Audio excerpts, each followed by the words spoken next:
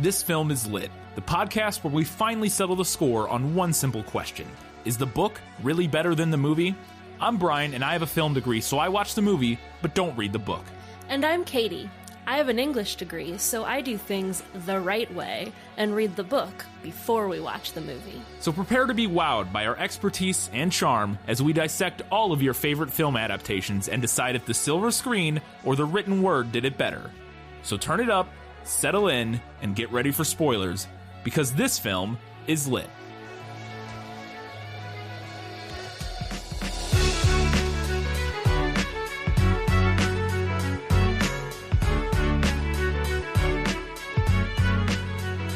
The March Sisters come of age in post-Civil War America. It's Little Women, and this film is lit.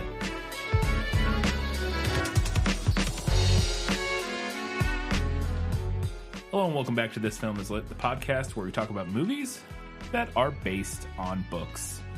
On this week's episode, we're talking about 1994's Little Women. Mm-hmm. We mentioned in one of the prequel episodes, or the last episode or something, that we'll be doing a patron bonus episode where we discuss the 2019 Little Women. Yes. Not like a full...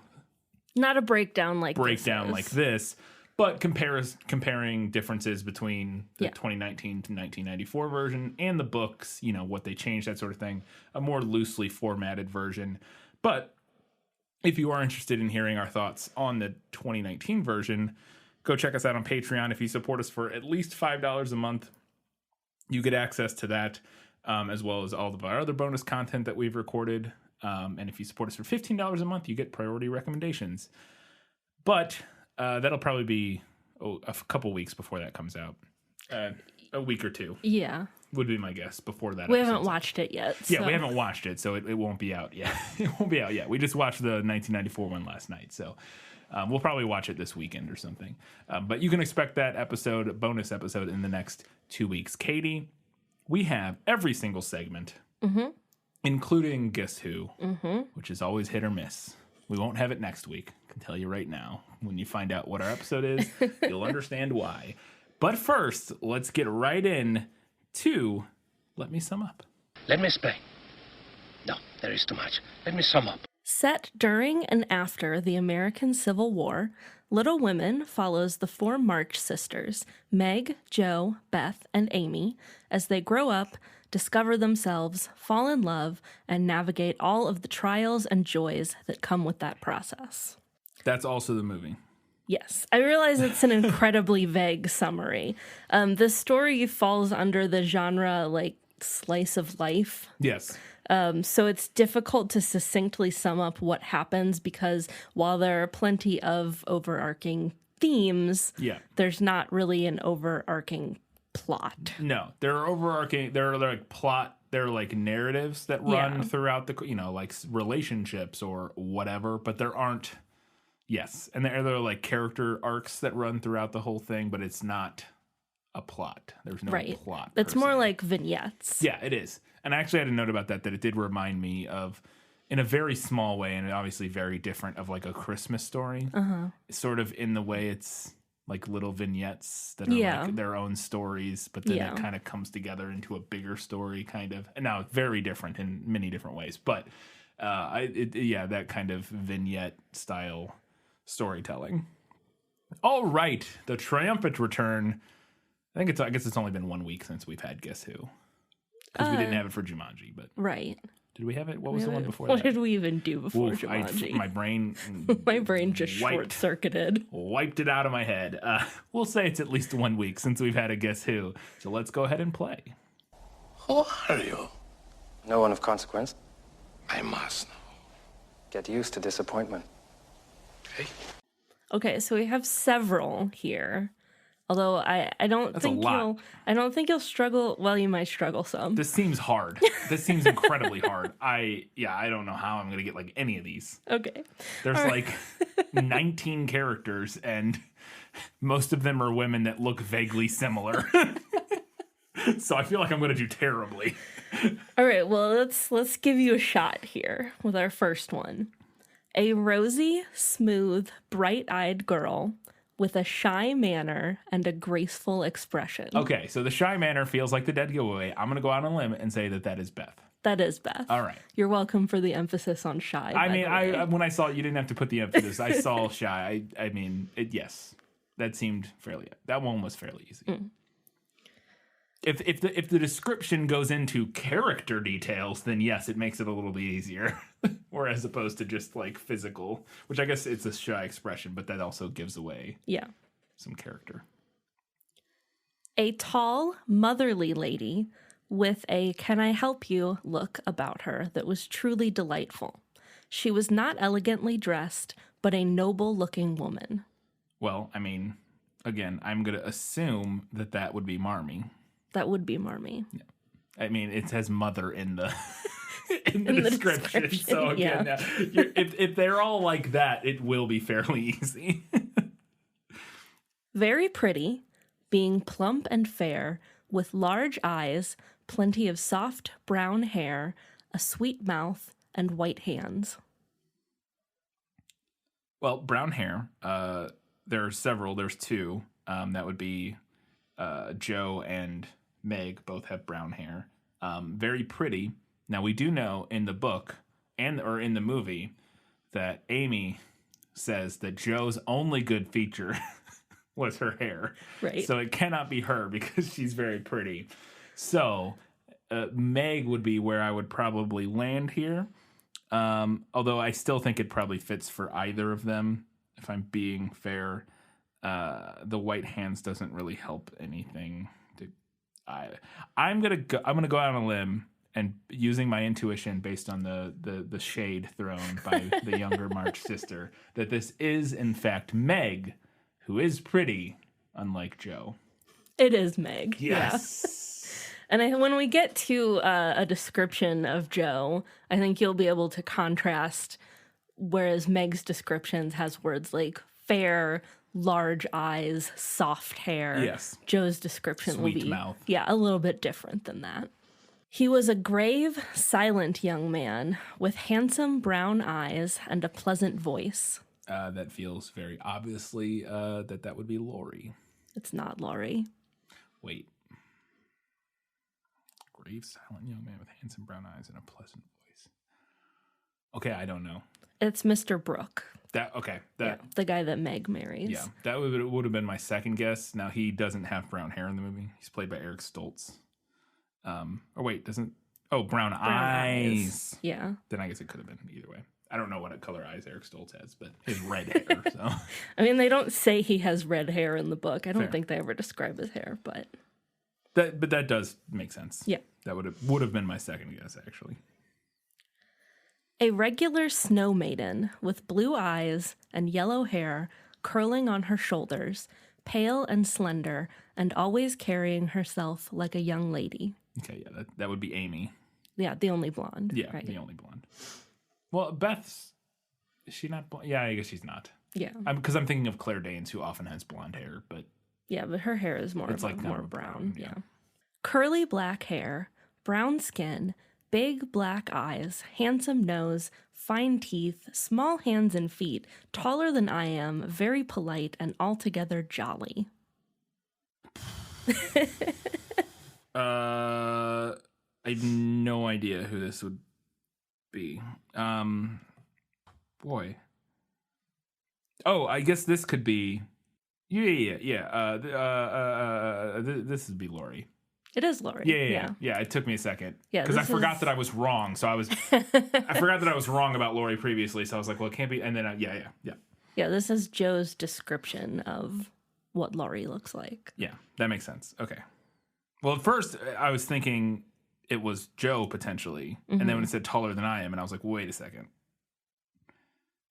Obviously not, because I know that Joe, it's from her perspective. Mm-hmm. Somewhat. Okay, cool. Very tall, thin, and brown, and reminded one of a colt. She had a decided mouth, a comical nose, and sharp gray eyes. Well, I would say that this is probably Joe. That is Joe, yeah. I would never have thought it before, but if somebody described Winona Ryder as reminding one of a cult, I wouldn't disagree with them. Yeah. I don't know what it is about Winona Ryder, but I don't know if I would disagree with them about that. So good casting in that regard. Okay, last one. Rather stout, with brown hair that tumbled all over his head, a bushy beard, good nose, the kindest eyes I ever saw, and a splendid big voice. His clothes were rusty, his hands were large, and he hadn't really a handsome feature in his face, except his beautiful teeth.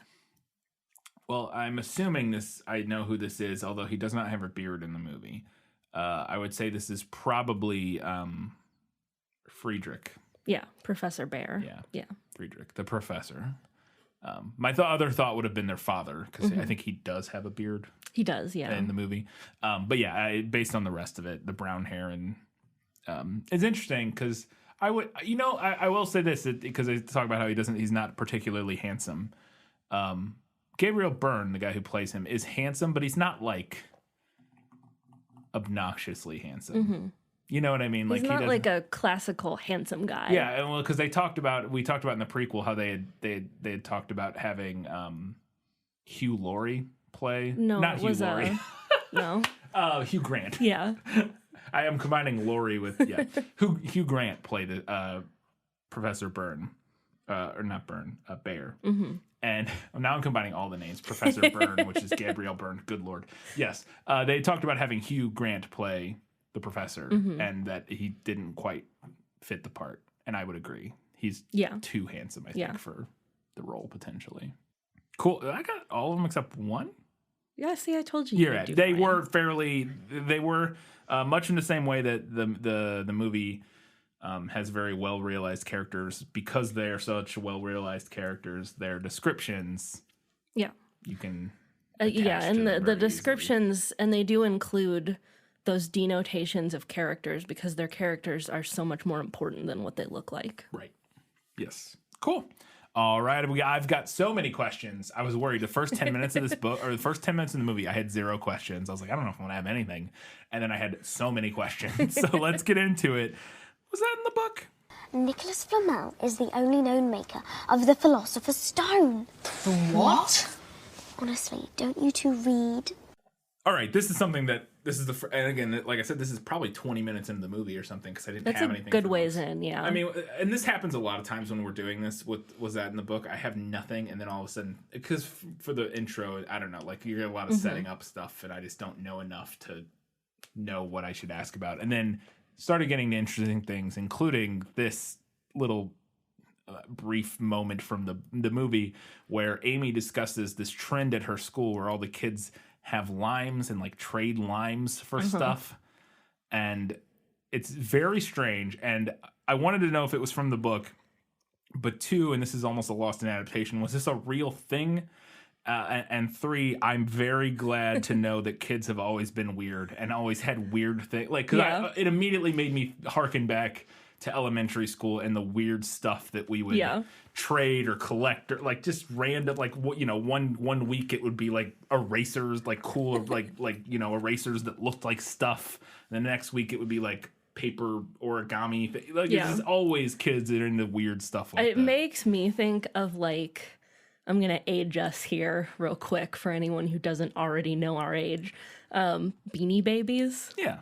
Because Beanie Babies also caused a stir at my school, and like there was a point where we like got in trouble for having them. Yeah, and they would get confiscated. Oh yeah, there are all kinds of stuff like that. There was the whole thing where there was a craze where there was people would play like, you ever remember Pencil Break, the game Pencil Break? Did you guys ever? Vaguely. And like you would get in trouble for taking pencils out to the playground. Yeah, like during a recess, like they would like check your pockets for pencils, because at least at my school, like stuff like that. Yeah, it's good to know that that's always been the case. Yeah. I mean, I knew that. I've known that it's always been that way, but it was a fun little like, oh, so back then it was limes. Okay. Or maybe it was it? So this is a thing from the book.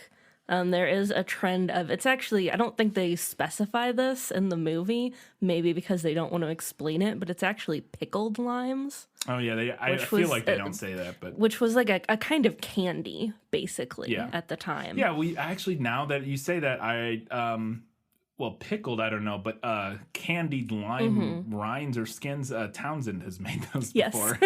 I watched a video with Townsend's doing it. So that is from the book, and it was a real thing. I looked up some recipes before this episode, thinking that we could make pickled limes as like a fun extra thing, but they were all kind of involved. Like there was a lot of like, you have to like let them sit and then like take them out and squeeze them and then like let them sit again and just boy. like, I know. And they all looked kind of gross, if I'm being honest.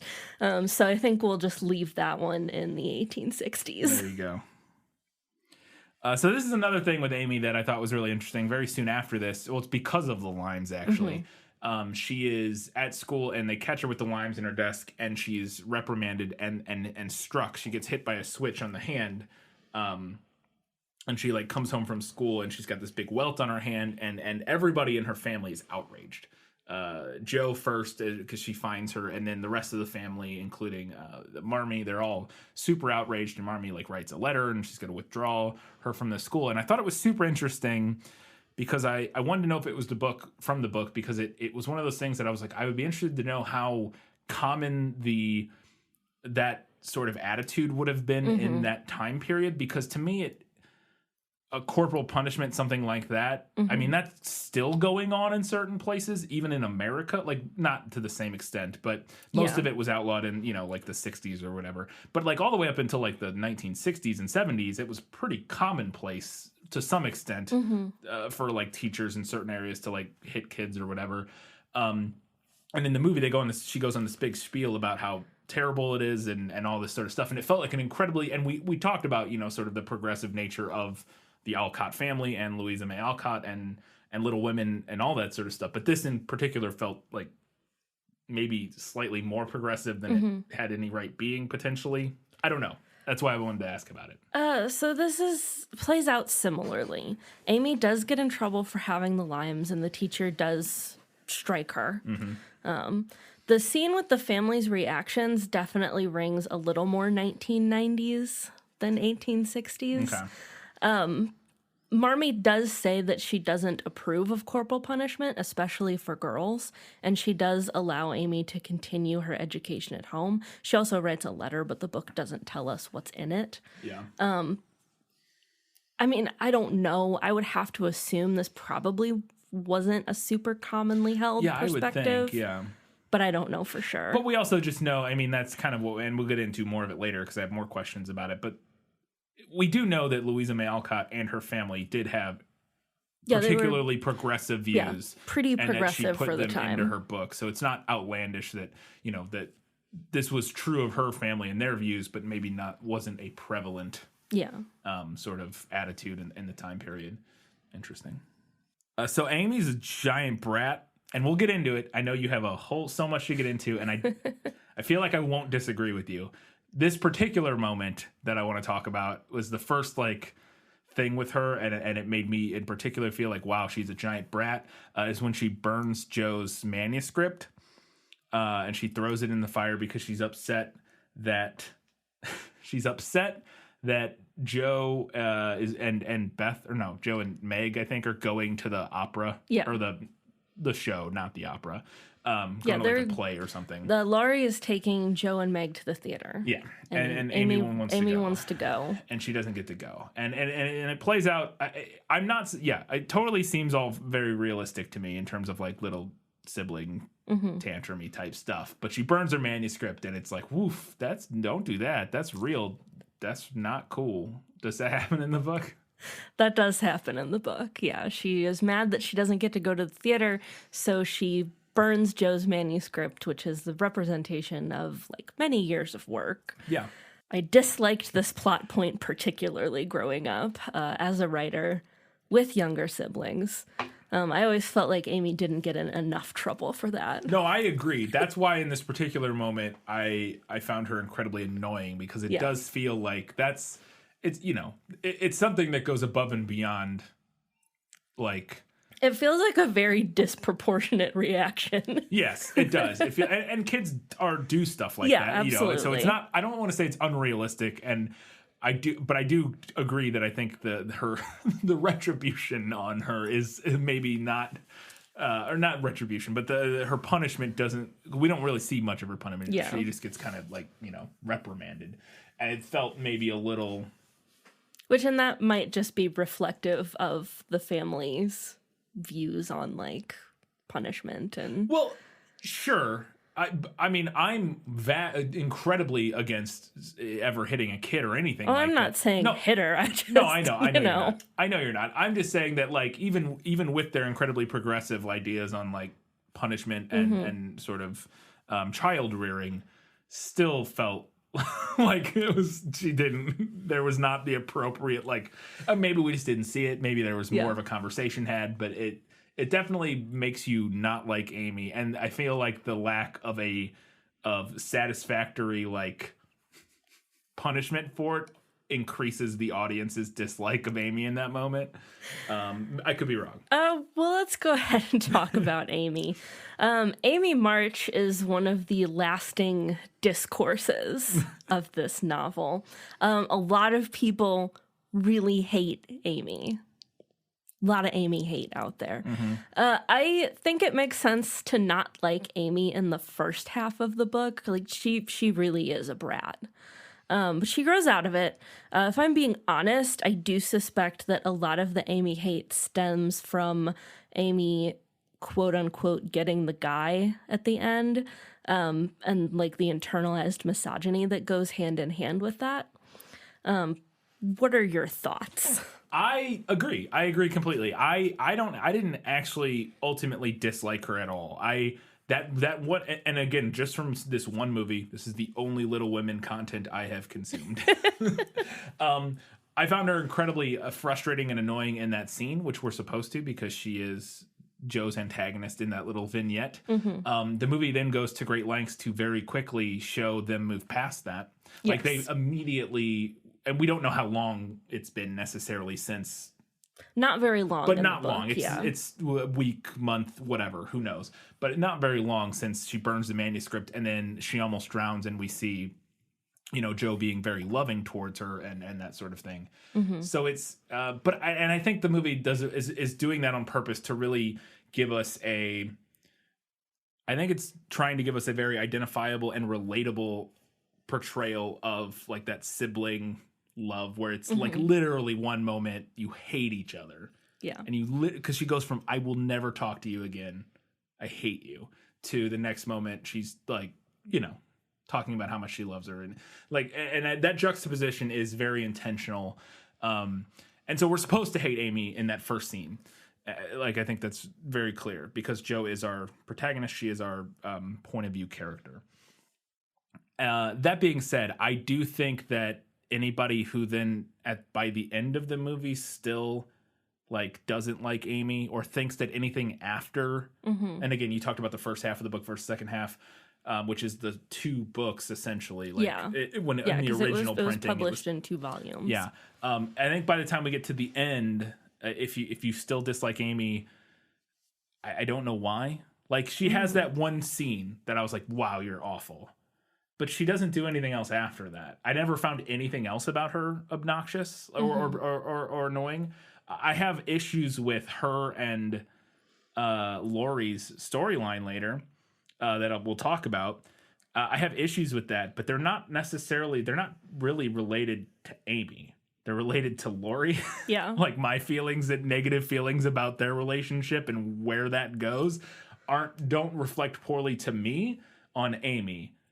As much as they do on Laurie, and I think that maybe comes back to what you're saying about maybe some internalized misogyny and that sort of thing, because I find that whole situation very weird. But I also we'll get to it. We have notes to talk about that. But yeah, my feelings are that I get not liking her early on because she is the annoying young sister. You're supposed to not really like her that much. Again, because we're supposed to be Joe in this right. In we're this meant situation. to identify primarily with Joe, and Amy is the annoying little sister. Yeah, but I think once we get past that and towards the later part, I think anything left over there is misplaced and should be reevaluated potentially. There you have argument. It, folks. No, I am not a Little Women scholar, or neither am I. No, I know. I'm as far from it as possible. I've seen this one movie, so. I just want to put out there also that I would really love to conduct a survey on how people feel about Amy cross-referenced with birth order. I would just really love to see that data. Yeah, that is true. And now maybe that is true. I am also the youngest sibling. That's a fair point. I am also the oldest. Think I was ever an annoying sibling. I'm sure I was. You were absolutely, and I'm just going to tell you right now. We were far enough apart that we didn't, like, it was not a similar situation necessarily. Yeah. I mean, I guess it was kind of but like my brother that I lived with was 8 years older than me. So like we didn't really cross. I mean, it was a very different type of situation. I mean, my sister's 8 years younger than me. Yeah, I guess. And I wanted to murder her a lot growing up. Yeah, that's fair. Love you, Jen. So we talked about it, but does Amy nearly drown in the frozen pond in the movie? They're skating on a pond and the ice cracks and Amy falls through and they rush and Laurie and Joe are barely able to save her from it's a very grisly dramatic fate. scene. Yes. Yes, she does fall through the ice, chasing after them when they go ice skating, and they use a fence post to get her out. This movie is the reason that I know how to rescue someone who's fallen into ice. Yeah, you gotta stay Gotta flatten yourself out and push a post of some sort towards them. Yeah, this movie is not how I know that. That's in a bunch of movies about how to get somebody out of a broken ice. It's like you got to stay flat and distribute your weight so you don't fall through the ice as well. Yeah. So we move on, and at one point, Meg goes to some other woman's. It's like her coming out party. Yes, like her. It's a gala event. Here, single men. I mean, yeah, that's basically what it was. It's like meat's back on the menu, yeah. And so she's going to this other event, and she's mingling with all the girls as they're preparing for this event, and they're discussing their dresses and stuff, and they're all very snobby, and they're making fun of Meg for her dress. Yeah, they're all notably wealthier. Yes, they're wealthy, and in particular, also, yeah, it's kind of snobby to go along with that. And they're making fun of her dress and stuff. And she talks about how they talk about how she doesn't wear silk because of basically two reasons. Kind of about how a lot of it is produced by slave labor, and then also the stuff that is in China. She also goes into a tangent about child exploitation and labor and stuff like that. And that in particular to me, the child exploitation thing felt particularly like a modern ad. Mm-hmm. Because we do know that the Alcotts were abolitionists and against slavery and all that sort of stuff. So that the whole being opposed to slavery and maybe not wanting to consume products that were the result of slave labor, I would potentially track to me. I could buy that. But the child labor thing, child labor laws took a lot longer to come around. And I don't know how much of that was, I don't know. That felt like a particularly modern ad. And so I wanted to know if all of that stuff was from the book. That's definitely a movie edition. In the book, they have a few old silk dresses. The girls all pretty frequently covet silk dresses. Meg at one point actually buys some silk and then regrets it, but because it was so expensive. Oh. They don't wear silk because they're poor. I mean, Not for moral reasons. Yeah, I agree with you that feels like a natural extension of who this family is. It doesn't not track. Yeah, but it's definitely not in the book. Okay. There's at this big gala event there at this house. There's the introductory shot of this is a shot of the camera panning down this big grand stairwell, and at the top level there's a kid with some maids, and he spits something out of his mouth, and I was like, what? And then the camera goes down further, and then there's two more kids, and they have big bunches of grapes, and they're pulling grapes off and throwing them off the stairs, and I was so confused by this that I had to assume it was from the book, that it was some weird little detail that they included from the book, so I have to know. I mean, that's something the movie added. I don't remember anything about that being in the book. It's so strange to me, because it would be one thing if there were just two little kids throwing grapes off of the stairs at people, sure, fine.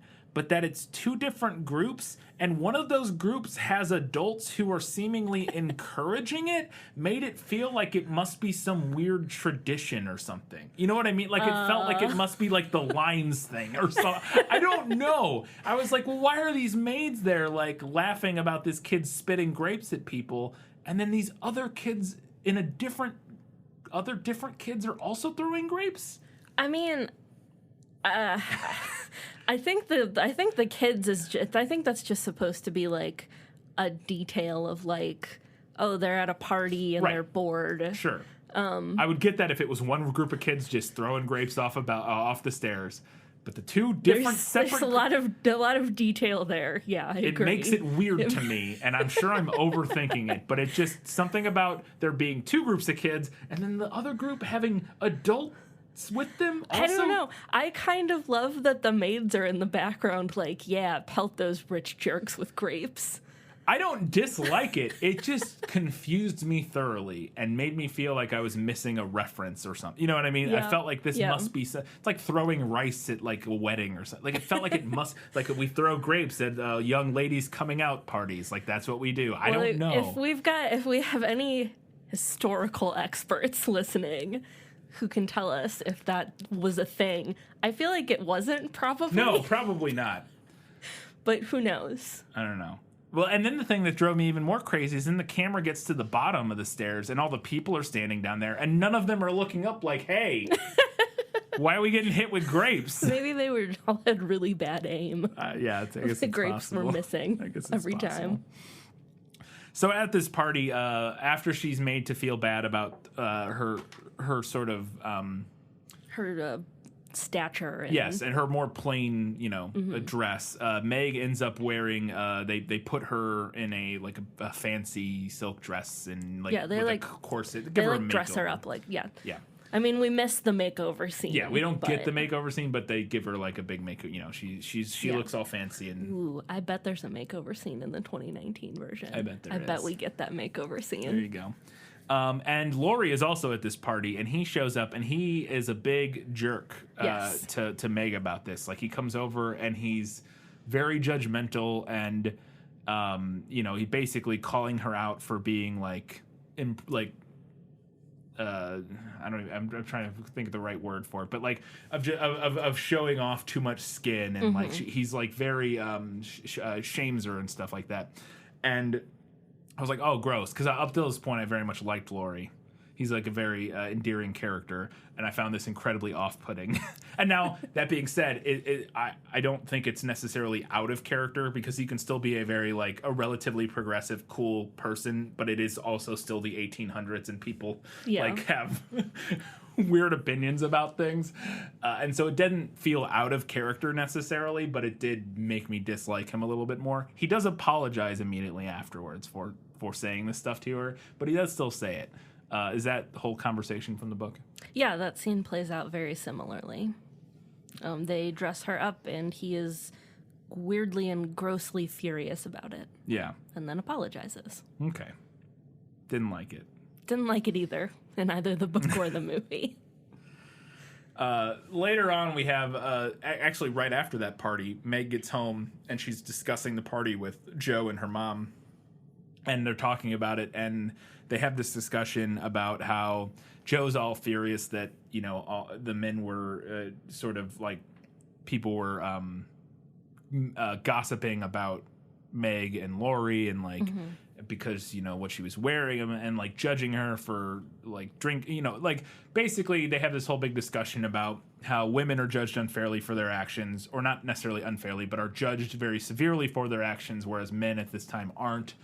They can get away with pretty much whatever they want, and it's just sort of seen as just that's how men act, blah, blah, blah. But if women do it, then they're judged very harshly. And they had this whole big conversation. Marmee kind of explains to them that, that's how it works, and it's unfortunate, and it's nonsense, but that's just kind of how the world works. But that she also wants her daughters to be valued not just for their looks and stuff, but their mind and their moral courage and all this sort of stuff. It's this big long, very morally deep conversation, and it felt elements of it to me felt particularly modern-ish a little bit to some extent, and I was wondering how much of that was from the book. It's not from the book, but it is an update to Marmie's character that tracks with who she is in the book. Okay. Yeah, I don't disagree. It didn't feel completely out of... It didn't feel like... This felt more reasonable and made more sense to me than their complete outrage at, like, Amy being struck. Like, that felt a little more, like, modern insert than this. Yeah, for sure. And the same with the silk thing that we talked about. I think this one didn't feel... It definitely felt like it tracked with sort of their character. The other thing that I thought is that it is also a little dated... It's funny because it felt more modern than the 1860s, but it's also a little dated in its... Like dated to the 1990s. To the 1990s in the sense of like, it feels a little second wave feminism-y ish. Yeah. Of like, it's of completely not devaluing looks, but like almost... She doesn't shame them for like wanting to be pretty or anything, but it does feel that similar like... It's that weird... I mean, ideally, you're trying to find a balance between like being valued for who you are as a person and how you look and all these other things. And this felt like it bordered on veering into the like, again... Of like, don't value your looks. Don't value your looks, but not even don't value your looks, but like... It's better to not be pretty, and like those pretty girls, like they're like basically lumping attractive people or like conventionally attractive people as like dumb and unvaluable. Like it bordered into. Do you know what I'm talking about? Yeah, no, I could agree with that. Yeah, I just felt like it kind of almost pushed into that that weird spot of going over too far into like you're all about your brain and don't worry about anything like. I guess the thing that to me that I find like bothersome about like that perspective getting pushed too far is that I feel like it takes away from the complete the complete picture of a human being, and like there's nothing wrong with wanting to be viewed as attractive by people or wanting to utilize your physical appearance or your body for whatever. Like, I don't know. It's something about it feels like oddly like sex negative or something. I don't know what it is. And I don't know. I could be. Yeah. I mean, I think that kind of perspective very easily veers into like, oh, well, you say that you're supportive of women, but if this woman likes, like, she's really into makeup and clothes, that's the wrong thing to be into. And she should be into, like, books and science. That's what it is. It veers into that place where we're defining what it is to be, like, valuable away from traditional feminine things into purely, like, traditionally masculine coded things. And there's good to be had in, but like you don't have to be one or the other. You don't have to be and that's where it feels like. But we're working really hard to separate ourselves from that traditional viewpoint, and the way that we do that is by placing too much value on the exact opposite. Yes. And ideally we want a balance. We want somewhere in the middle. Yeah, that's exactly what it is. That's what I was trying to kind of get to, is that it's you want to distance yourself from the traditionally enforced roles that women have been thrust into by a patriarchal society for all of history.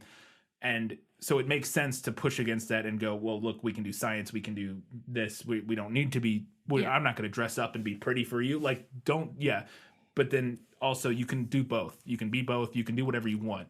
Like, it's that weird. Yeah. Yeah, exactly. Okay, moving on. So this is where we get to Amy throwing the shadest of all shade in the entire movie. I laughed out loud at this line. They need some money for something. I don't remember exactly what. It's when they're going to visit. It's after their father gets hurt in the war, I think, and Marmee needs to go visit, and they need some money or something like that. Yeah, he's been injured, so she has to go to Washington and needs some money. Yeah, and Jo was going to go borrow it from Aunt March, but she didn't want to ask her, so she ends up selling her hair. She cuts her hair off to sell it I guess I don't know to who. To like a wig maker. Yeah. That's kind of what I figured. And she gets home and she reveals that she's done this, and she pulls her bonnet off or whatever, her hat or whatever. And they're all like, oh no. And Amy in the movie says, Joe, how could you? You're one beauty. Which made me crack up because I was like, wow, that little girl is savage. Just, I was like, calm down. It's Winona Ryder. It's not her one beauty. All right. I just wanted to know if that line was from the book because it was so mean. Again, unintentionally mean. But. So it is in the book, although we don't actually know who says it in the book. Oh. We get like a couple lines of reaction, but the book doesn't specify like who said what. Yeah. And this is such a funny thing to me because even though it is, like I said, directly from the book, the idea that that wig is Winona Ryder's one beauty makes it translate so poorly. Yeah, it really does. It's so funny. Yeah. I mean, the bob is not particularly flattering. I think she looks fine.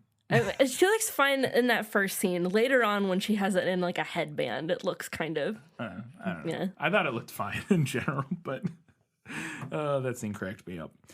So Beth comes down with scarlet fever because she's so giving. She's been spending her time bringing food to a poor family, like German family, I believe. Yeah, the Hummels. Who are like the Marshes are supposed to be poor, but the Hummels are like really poor. Oh yeah, they're like living in squalor, poor. They like live in like a one-room shack in the woods and like don't have food. Yeah, the Marshes are fine, like relatively speaking. And she's been bringing them food and stuff like that because that's kind of Beth's character. She is a very tender-hearted person. She's very giving and very empathetic and that sort of thing. And she ends up catching scarlet fever from this baby of this family, and it almost kills her. And Marmee comes home in the movie she was away in Washington. She ends up coming home, and when she gets there, the doctors are like, we can't do anything. But then Marmee's like, bucket of vinegar, stick it on her feet, we'll get rid of this fever or draw it out of her head or whatever. And I was like, all right. And it annoyed me a little bit that they like threw in that it's a standard movie thing of like the doctors with their medicine, they don't know what they're doing, we need some good old fashioned a home remedy. Yeah, home remedies and it just that kind of stuff drives me crazy. So I didn't particularly like that. And I wanted to know if it was from the book. Because it ends up working. It's not in the book. Yeah, sorry. It's not in the book. Not in the book. In the book, Beth's fever breaks just before Marmee gets there. Okay. I would have preferred that. I mean, to be fair, in this time period, whatever the doctors were going to do was probably also he was going to bleed her. So yeah, he was going to like put leeches on her or whatever. I don't disagree that in this period they're all about as good as anything, and the fact like them not bleeding her and just this is probably good. Better, yeah. That is accurate, and it's one of the reasons that homeopathy was like successful back in the day, was seen as a successful treatment back in the day. It's because drinking water and doing nothing else is vastly superior to bleeding people and putting leeches on them. So homeopathy actually like was a better treatment because you weren't doing anything. It's fine. Does Laurie propose to Joe? And does Joe refuse? Yes and yes. I mean, I assume this felt like a big change. It's a big, that would be a really big change. Yeah. This is a big moment in the story. Yeah, absolutely.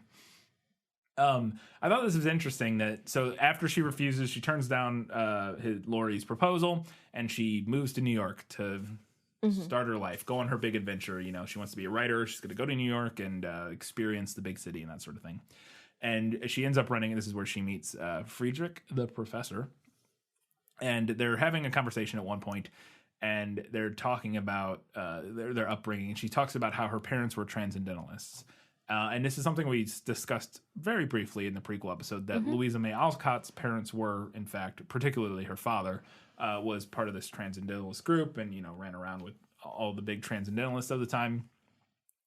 And I thought this is interesting, though, is that she's talking to Friedrich and she says that my parents are transcendentalists, but that led to a path that the problem with that was that they're always seeking perfection, and that this like weighed on her, and that this is like a defining sort of like character thing with her, like is that she's felt sort of always felt the need to be better than she is and that sort of thing, and it's kind of weighed on her throughout her whole life. And we see that in some of the previous scenes where, like the scene right before she goes to New York where she's talking to her mother about like what's wrong with me and that sort of stuff, which was a great scene and felt very real. But I wanted to know if that conversation happened in the book, because I actually didn't get the vibe even in the movie, and maybe it was something that was more in the book and it just didn't translate to the movie, that either of her parents, her dad's like not even in the movie, but even her mom, I never got the vibe that they were particularly like demanding or judgmental, or where she would have gotten the feeling that she like needed to be perfect or anything like that. I didn't get that vibe, so I was confused by that scene a little bit. So in the book, that specific conversation doesn't really happen. She never talks about her parents being transcendentalists in the book. That seems to me like the movie is further conflating the Marches and the Alcotts. I will say that in the book, there's more focus on the girls improving themselves, like via sacrifice, being charitable, controlling their tempers, etc. But there's also never a vibe of the parents being demanding or judgmental about it. Yeah. There's actually a scene in the book where Jo talks to Marmee about struggling with her temper and like lashing out and like saying something without thinking about it. And Marmee responds to that by telling Jo that she also struggles with her temper and what she does to help control that. It's a moment of genuinely good parenting, as well as something that humanizes Marmee in a way that mothers in fiction don't often get to be humanized. Yeah. Yeah. That's interesting because, that makes sense, and that tracks with what we see, to me, of Marmee in the movie would be more in line with her parenting style. And it just... So something about that particular conversation in the movie felt a little off. Like, it didn't feel like it tracked that... Yeah. I was like, I never got the vibe that they were demanding, or like, that they were looking for perfection from you or something like that. I don't know. It felt weird because even in the scene previous to this where Marmee talks about how she's always messing up and making mistakes, her mom is incredibly like understanding and supportive. Yeah. And it isn't like, yeah, you're right. You mess up everything. It's so, I was like, what is it? All right. I mean, to be fair, you can still have that perception as you could, it's perfectly realistic for a child to feel that perception, even if it's maybe not necessarily the case. She could have still felt that way. Yeah. Even if what we're seeing, from the outside is that's not really the dynamic that's going on. It's easy to still feel that way. And we don't know her relationship with her father, to be fair, like much at all. He's in one scene in the movie. So she's been writing a bunch in New York, and she's getting some stories published and that sort of thing. And she shows her work to Friedrich, he's a philosopher. He's a professor of philosophy from Germany, who's now working as like a school teacher, essentially, or tutor in New York. But he's really into philosophy. He's a very high-minded individual.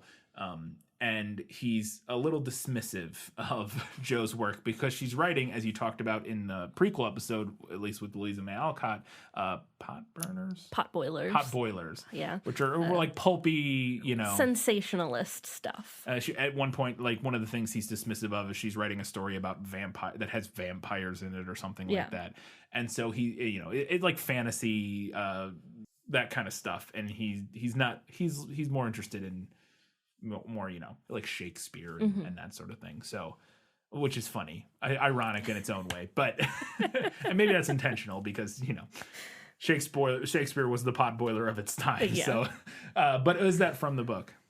Yes. And it is actually even worse. Oh boy. Because it's, the movie, in my opinion, actually improves things by having his focus be that like he thinks she can do better. Still not super great, but in comparison, the book has him deliver what basically amounts to a sermon about how writing that type of story will somehow ruin her. He basically says she'd be better off sweeping the streets if she needs money. And this might have been the thing that upset me the most in the whole book. I can absolutely see why. Yeah. I mean, there were other upsetting things, but this might have been the thing that like really got me. That like the idea that some art is inherently trash and is somehow harmful just by existing. Like, I know this is coming from a teetotaler in the 1860s, but like, come on. Yeah. Come on, man. It was like a truly awful portion of the book. Well, he's not a teetotaler. No, but Louisa May Alcott Yeah, was. but I don't think she thought that. Did she? I don't think he's voicing her perspective. I think, because no, I actually think that. But then Jo ends up like agreeing with him. And she stops writing that stuff and feels guilty for having profited off of it. This is maybe where the movie does it better in that regard, in the sense that that's not the vibe I get from the movie necessarily.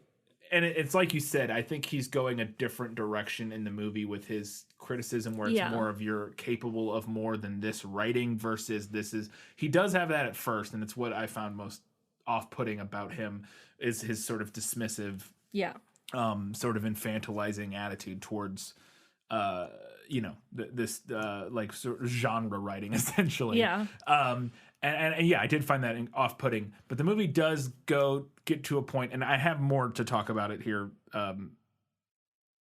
very shortly, so we'll get into it more. But I think the movie changes that dynamic in the way he discusses her writing with her, that maybe makes it feel less like she's giving it up because she also agrees with him that it's like not worthy, and more so that she just finds something else that she thinks is more important to write. Yeah. You know what I mean? And I mean, like, I think it's a tough call on like what the message is, especially in the book, because we know that Louisa May Alcott also wrote this type of stuff. That's what I'm saying, yeah. But the way that it pans out with Jo ending up like agreeing and feeling bad about it and stopping writing genre fiction. And maybe, maybe Alcott was like, okay, this is a children's book, therefore I have to moralize. Maybe we could bring that kind of aspect into it. I don't know. It's a tough call to say, and I am not by any stretch of the means an expert on either this author or that like time period of writing. Yeah. I guess let's just get into it now, because I have this later. But so there's the line that follows with this conversation where he says to her, and this is kind of what makes me feel like, at least in the movie, it's a more nuanced and complicated. So he says to her about her writing after their initial exchange, where she feels he's like dismissive, and then he apologizes. But then later on, she brings him like another manuscript or something, and he's still disappointed with it. And he says to her, there is more to you than this if you have the courage to write it. And I wanted to know if that line was from the book.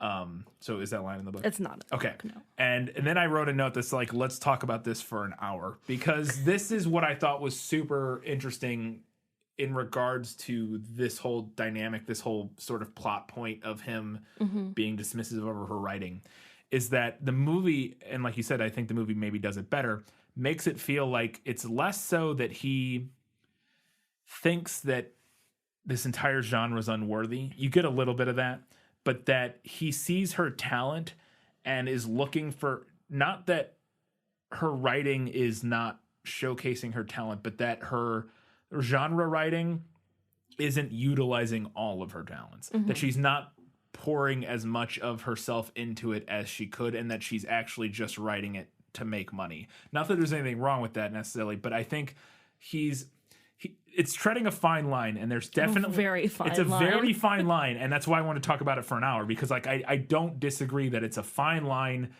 and I don't know if the movie nails it. But I do think there is something to be said of somebody you trust and whose opinion you value, telling you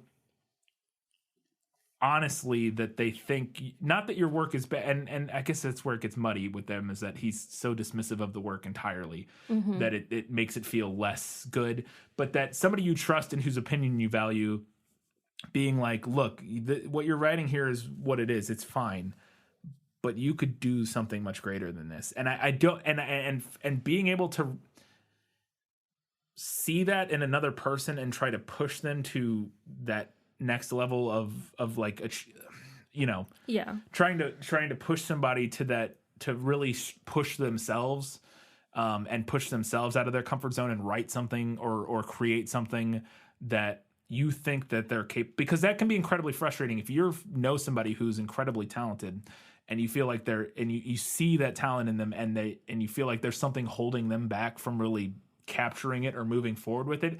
It can be frustrating, and it is hard to explain to them that sort of perspective. And I thought that line did an okay job of it, of not being entirely patronizing, but still, I don't know. It's so hard it's such a fine line. Yeah. It is a really fine line. Do you even get what I'm saying? No, I get what you're saying, totally. And I wonder, because the movie makes some changes to like their relationship and how their relationship develops. And in the book, he takes on more of like there's a period of their relationship where he has very much like a kind of a mentor role to her. And I wonder if maybe that was the movie trying to like bring that aspect into what they were doing with his character, which like I said, was a little bit different. Yeah. They do mention in the movie that he's like, I don't need to teach you or something like that. They have some exchange that I can't remember. It's a very short exchange that seems like it's in reference to him teaching her that we never really saw. Or like, well, he does her. In the book. He teaches her German for a while. Okay, and we never see like any of that in the movie. But there is a line that feels like it's in reference to more of like a teaching dynamic that I wasn't sure what it was. But yeah, I don't know. It's an incredibly thin, fine line. It is a very hard thing to do, but it's one of those conversations that I think that it's hard to do because it can obviously come across patronizing and obnoxious and infantilizing and all of those things. It's especially when it's coming from a man to a woman, it's even worse, and especially from an older man to a younger. Like, there's a million layers to it that make it very difficult. But that being said, it doesn't mean it should be impossible. There's nothing inherently wrong. At least I wouldn't say. There shouldn't be anything inherently wrong, even in this dynamic of an older man talking to a younger woman about her writing, trying to express to her a magic that he sees in, or like some skill set that he sees in her that he feels like she's not utilizing. It's hard to do, right? Well, and it is the context, that makes it hard, and that makes it such a thin line. Yeah, I thought the movie did okay. Not great. It does better than the book. Not great. In my opinion. It did okay. And I think that particular simplicity of that one line and the way he delivered it, I thought did a pretty good job of it, like sort of making it work without feeling terrible. Because it would be easy for that dynamic of their relationship to completely ruin their relationship for me. Like, for me at least, like that could have been very easy for that weird dynamic between them to like make me not like them together at all. And no, I agree. And it didn't. Like it got. I think like major props to the script writers. For exercising restraint there, I think, and simplicity, and also to the actor. I think so. Yeah, because I thought it was like, that could have been terrible, and it wasn't. And I still like them together-ish, a little, like they still, it still makes sense. Could have been worse. Could have been worse. Could have been worse.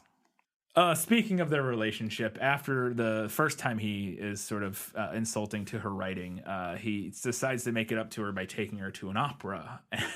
And they go sit up in the wings of the opera, and it's in Italian or whatever. And Friedrich, maybe it's German, I don't know. Friedrich translates the opera as they're singing it by whispering it into Joe's ear. And that is a baller move. That is some A+ game. And I wanted to know if that was from the book. It's not from the book. I agree, though, that movie Friedrichs got game. I mean, whispering the translation of an Italian opera into a woman's ear, or into, your partner's, the person you're at the opera with ear. I mean, that would get it done for That me. is, that would work for me. Real solid move. That's all I'm going to say. All right, it's time to talk about Laurie and Amy.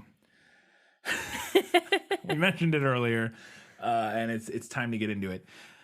Does Laurie go lusting after Amy in the book? Now, based on our previous conversation, I would assume that is exactly what happens, because I felt that was a fairly dated sort of plot development. Yes. Okay. So here we've arrived at the big controversy. Uh-huh. People love to argue about this. This is like the OG ship war. Yeah, it makes total sense. Yeah. I mean, I would believe it. What's funny to me is that this discourse really tends to be dominated by the idea that Joe and Laurie should have ended up together. People liked them together. They wanted them to be together, rather than maybe focusing on the fact that Laurie gets rejected by one sister and then marries another, and that's like at least a little hinky. That's the part to me that stuck out, and what I said, what made me it feel very dated to me is that feels like something that would happen in the 1800s. Like that's like an older thing to me. It's definitely something that hasn't aged well. But if I'm being honest, I don't know how readers at the time would have felt about it.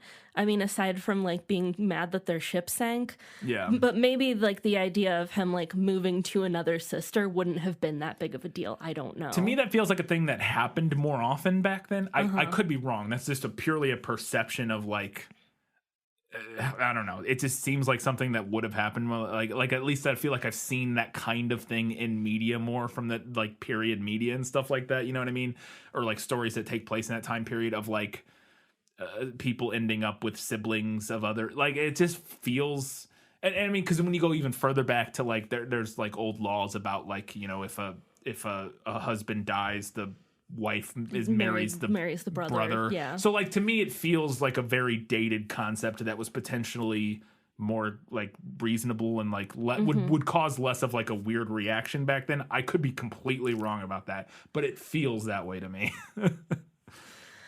So I mentioned in the prequel episode that Alcott seemed to be trying to avoid the typical marriage story with Volume 2 of Little Women. And she does that in large part by not having Joe marry the guy who, by all narrative appearances, she quote unquote should have married. Right, yes. They seem a perfect match for the first half of the movie.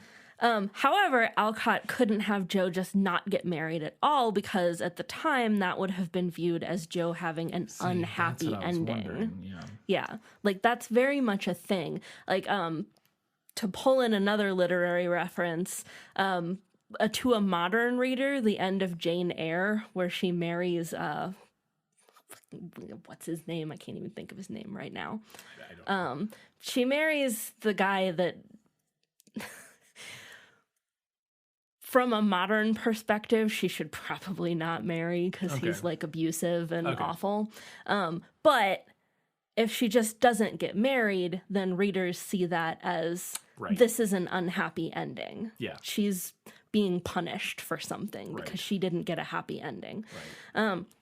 So Alcott couldn't do that, so she writes in Professor Bear, who is an unconventional love interest. He's not handsome, he's foreign, but not like in a sexy way, and he's much older than Joe. Yeah. But they work together. Now, I suspect, perhaps, that Alcott also didn't want to write Laurie out of the story or like have him end up marrying outside of the family after he'd played such a key role throughout the book.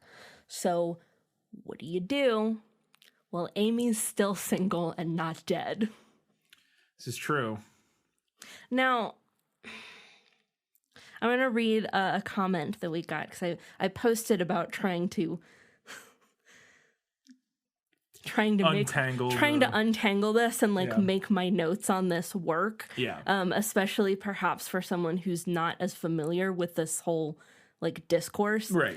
And we got a comment from Kelly Napier at Standby for Live, who said about Amy, she was desperate to find a place of love and a family where her older sisters were perfectly gentle, spirited, and saintly, in that order.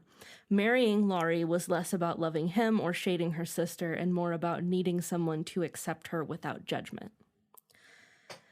And I think that's a valid reading from Amy's perspective, which, if we're going to look at this like outside of how I feel about it from Laurie's perspective, then we should probably look at it from Amy's perspective and not Joe's. Yeah. Because Joe's like not a part of this anymore. No, and she seems to be fine. Yeah. Like, at least in the movie, she's moved on. She's not worried about it. Yeah.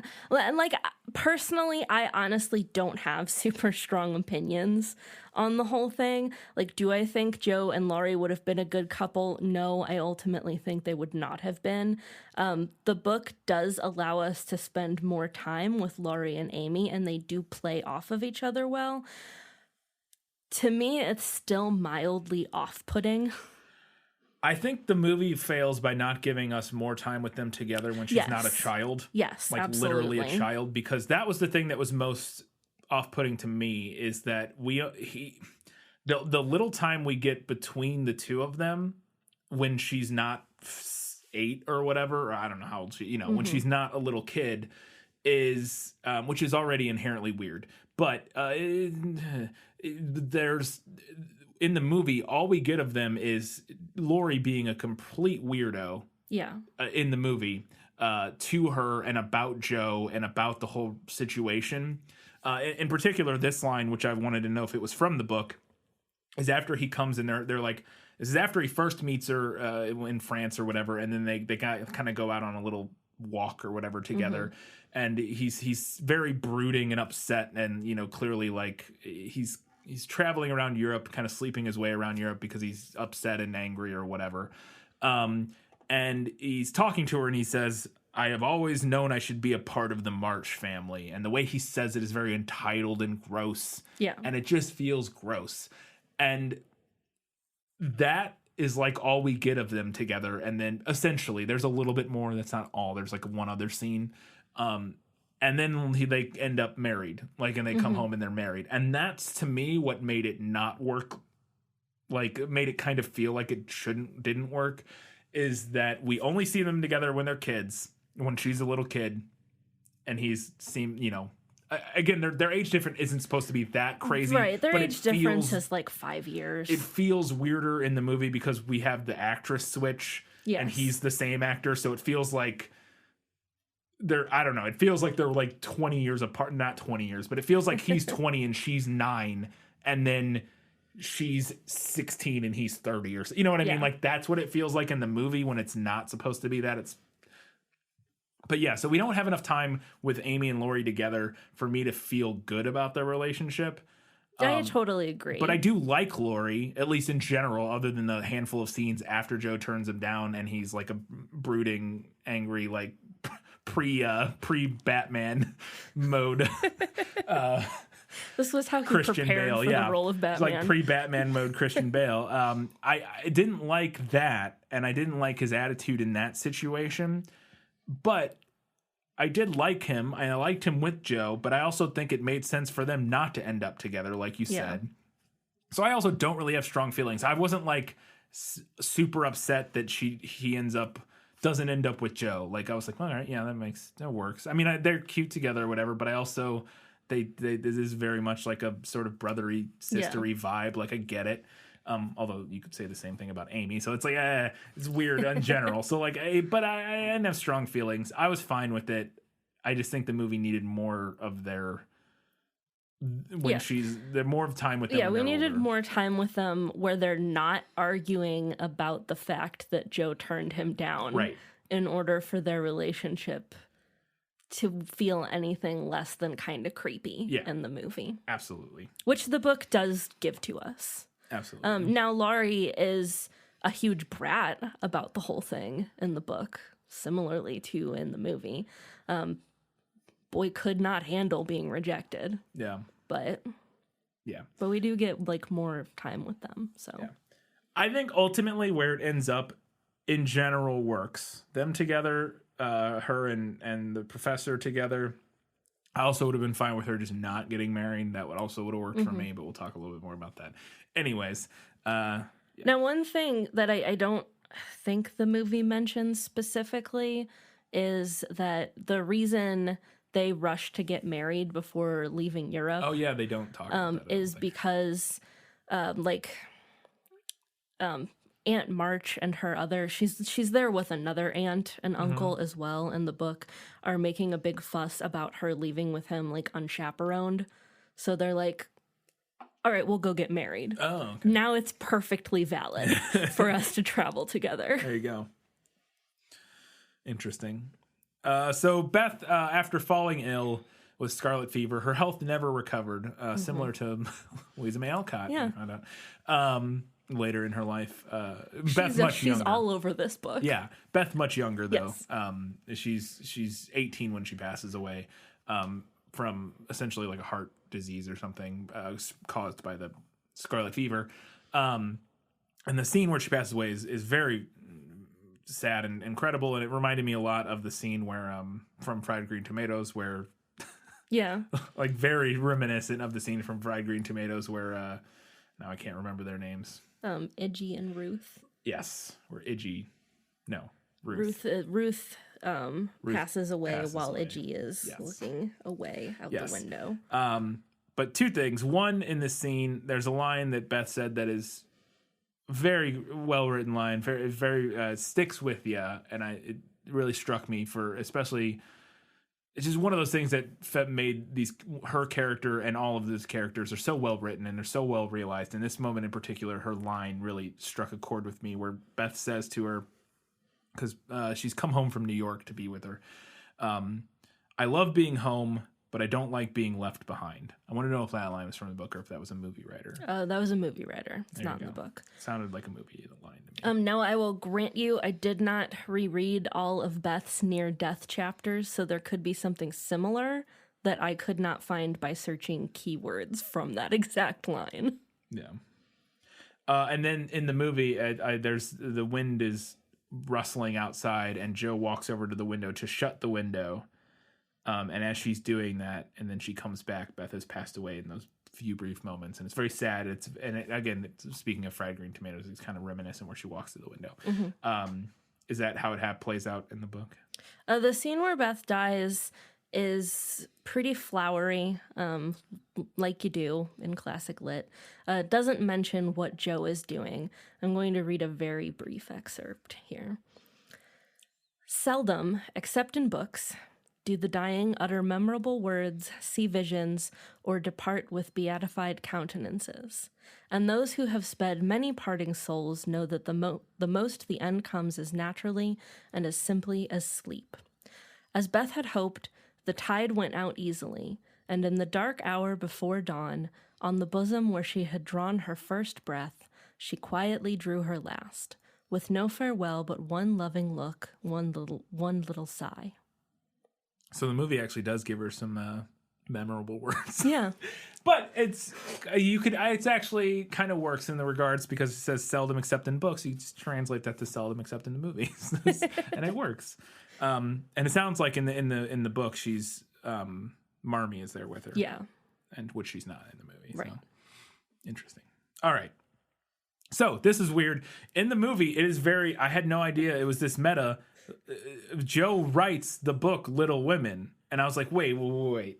Is the book this meta? Is the book about itself? The writing of itself? It blew my mind. I was like, what?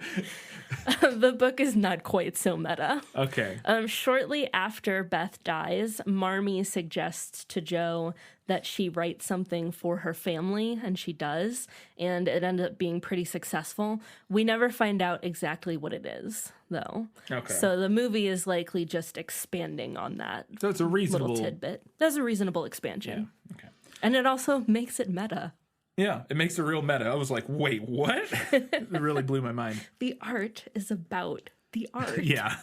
I was like, wait, that's why it's called Little Women. Because the book's called Little Women. But why is that book called... Oh, no. Finally, and we already discussed that Joe does in fact marry Friedrich. But I wanted to know if my question isn't so much whether it happens, but in the movie, the final scene, Friedrich drops off the manuscript for her book or the printing of her whatever, and he's under the impression because of what Aunt March said, Hannah, the hired help. Yes, that he thinks that Joe is married Laurie, and he's walking away, and Joe runs down the lane to him in the rain and confess their feelings, and he proposes to her. Is that how that plays out in the book? That scene is very close to what's in the book. It is. That I wanted to know because that scene in particular in the movie, that particular one scene felt so weird to me. It felt so strangely directed and acted in comparison to the rest of the movie that to me it felt like it was like an addition. Like it felt like they and I was wondering if maybe this was like something that wasn't in the book and they felt like, we got to add on a scene where they get engaged. You know what I mean? Like, because something about the way it's acted, everything about it felt off in comparison. And maybe it was just me and it was something weird I was feeling. But something about everything of how that scene plays out felt wrong. Not wrong, just kind of weird to me. And I was like, is this like a pickup thing? Like what? I don't know. It made me feel weird and it didn't feel right. It still has some nice moments, but in general, I was like, and I wanted to know if it was, and so that is what. So it's pretty close, but it doesn't translate super well to the movie, for one main reason, I think. So the way that their relationship develops, I mentioned this earlier, is pretty wildly different from book to movie. What we see in the movie would have been considered very improper, even scandalous. They spend a lot of time alone together. Right. They're very physically affectionate. Yeah. And that just wouldn't have happened in that time period. So what the book does is builds up a friendship between them with a lot of Joe denying to herself and being unaware that she is in love with him. So she spends a lot of time with him, but within the parameters of friendship, mentorship, etc. The scene with the umbrella is when they're finally open and honest about their feelings for each other. Now, I don't mind necessarily that the movie makes updates to their relationship. Yeah. I'm not a stickler for historical accuracy, which I know is going to bug people when we get around to Austen. Yeah. For one thing, I know just enough about historical accuracy to get myself into trouble, so I generally just avoid it as a topic. But I do think that it's wise for films to update certain aspects of stories to make them relatable and or recognizable to a modern audience. I also really like a lot of the interactions that these two have in the movie that aren't in the book. I like when they're quoting poetry together.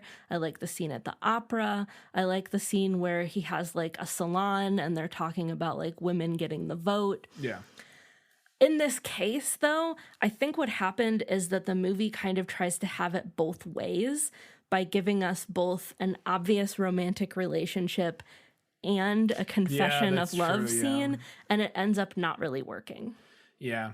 I guess does he have the misconception that she married? Or do they have that falling out where she leaves and they end on bad terms? No, they don't have a falling out. Okay, that's because that's in the movie. That's what they do, which kind of makes it work a little bit, I guess. Is that they kind of have a falling out when he's being judgmental about her writing and telling her she's capable of more or whatever, and she ends up having to leave on that note. So they didn't end on great terms.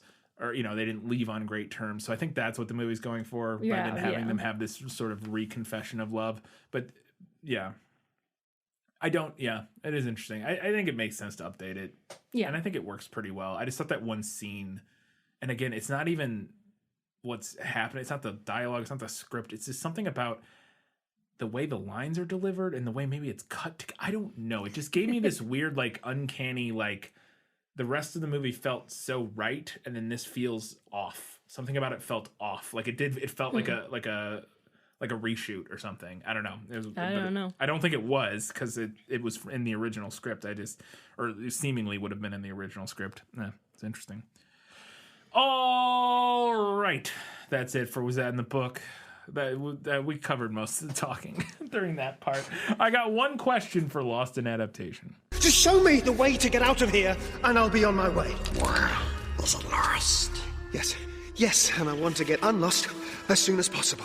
This is just, I wasn't sure what happened to the family. We get a couple lines in the movie about how they seem to have money at one point, but now they don't, and I don't know if that's because the father's away at war and so they're not making money, or Laurie's grandfather or whatever says they were one of the great families or something like that, and they have this rather large house in a nice neighbor, you know what I mean? They're in the rich part of town kind of.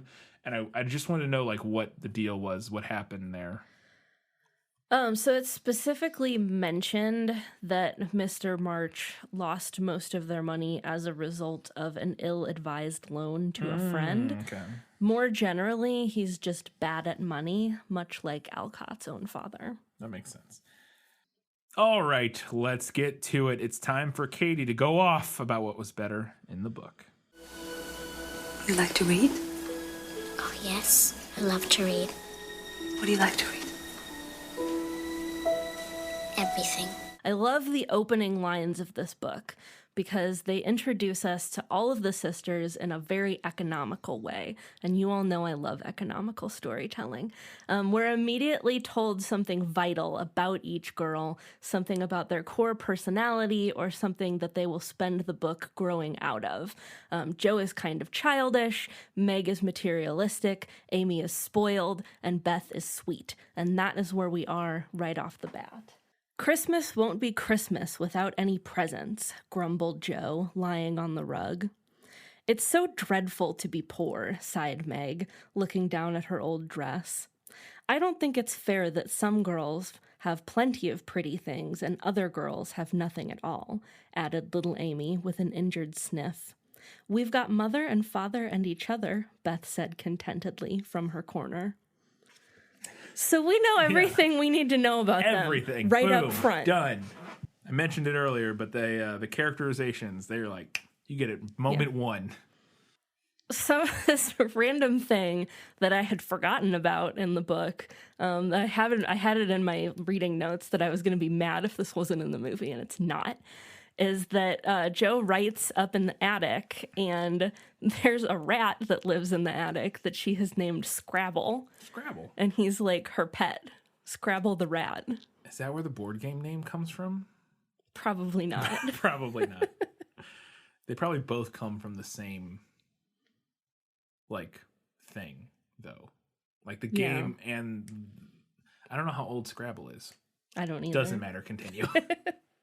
We talked about the lime incident. It's essentially the same, but it's a little more fleshed out in the book. Mm-hmm. Amy tells us a lot more about what went down.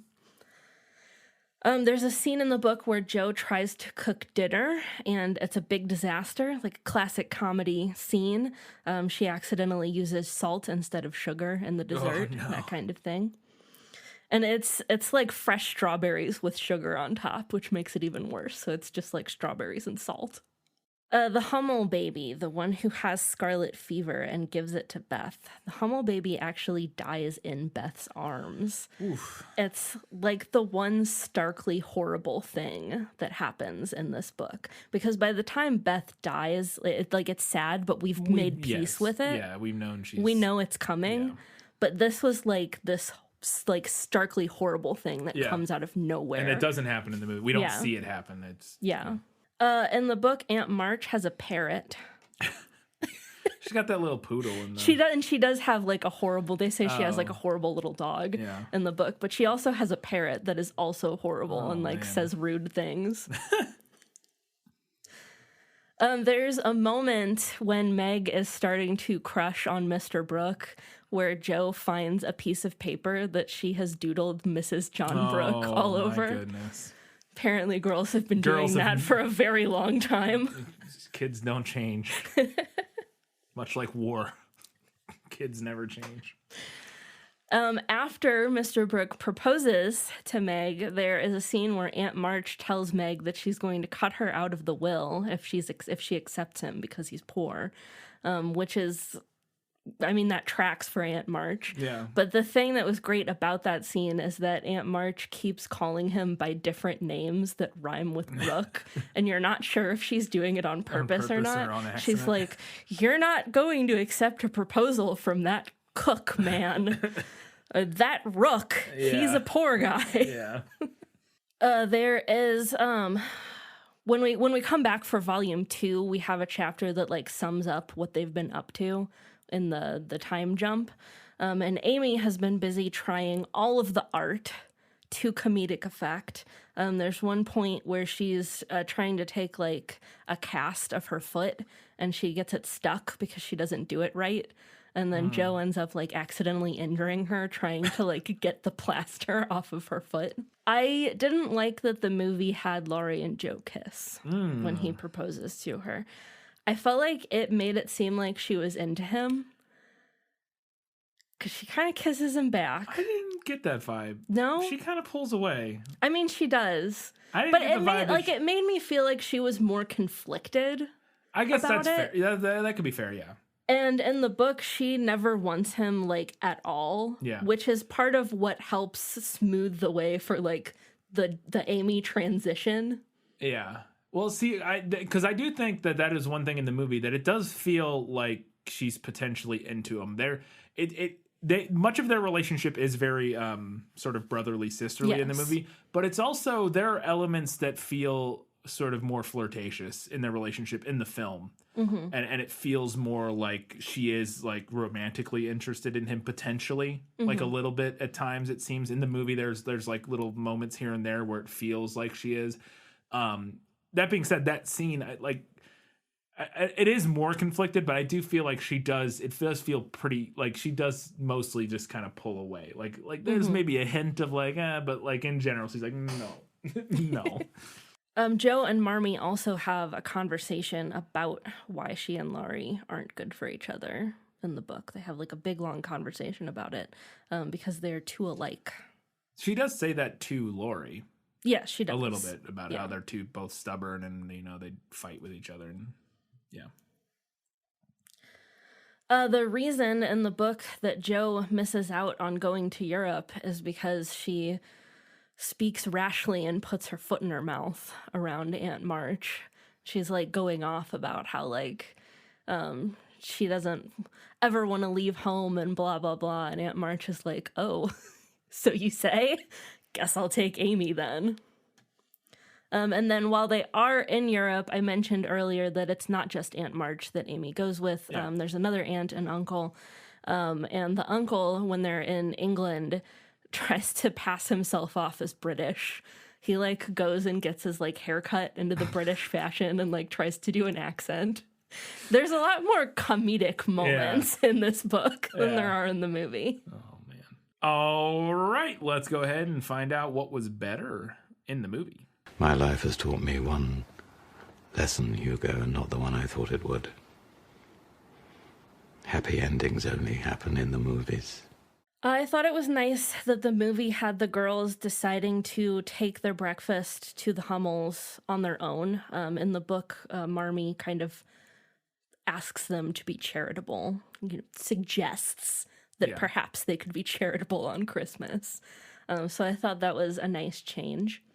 I liked the little scene with Joe trying to avoid that dorky-looking guy at that first dance that her and Meg go to. She's like sidestepping to get away from him. And that's the dance where Meg ends up spraining her ankle and Laurie puts snow on it. And then I loved Amy's line when they get home. They're like, "Oh, Laurie put snow on it." And she's like, "With his own hands." Be a little more thirsty, Amy. I liked that Meg overheard the gossip about her and Laurie while at the ball. In the book, it's like she overhears somebody saying that they made a fool of her by dressing her up. So I thought the change to like gossip specifically about like her going after Laurie was a good change. I thought the movie nailed the spirit of Marmee, but I liked that it updated her messages to the girls a little bit. It's less about being like good and industrious and more about valuing their minds. We talked about it. Yeah.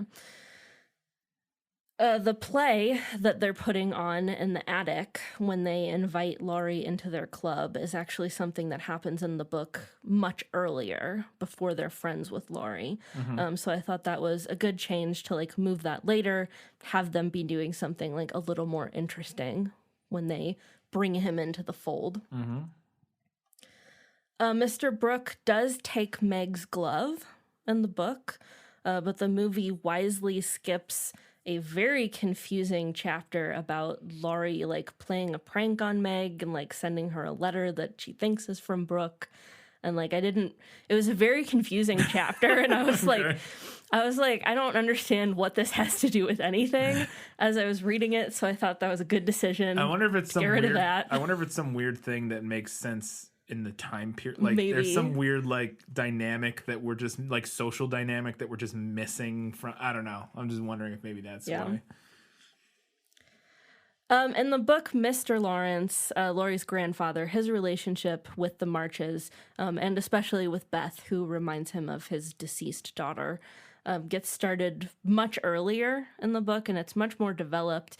But I kind of liked that the movie had him show up right as Beth gets sick, and then gifts her with the piano right after that on Christmas. I thought it was dramatic in kind of a fun way. Yeah, it is very sweet, and it's because you don't really know a lot about him, and then he just shows up, and it's a nice moment. And but does the piano thing happen in the book though? Yeah, he does give her the piano. The movie doesn't really focus on the Civil War that much, but it still like makes way more of the setting than the book does. It's very much an afterthought in both, but even still, there's more about it in the movie than there is in the book. Yeah, we see some soldiers walk through town at one point. Yeah, that's about it though.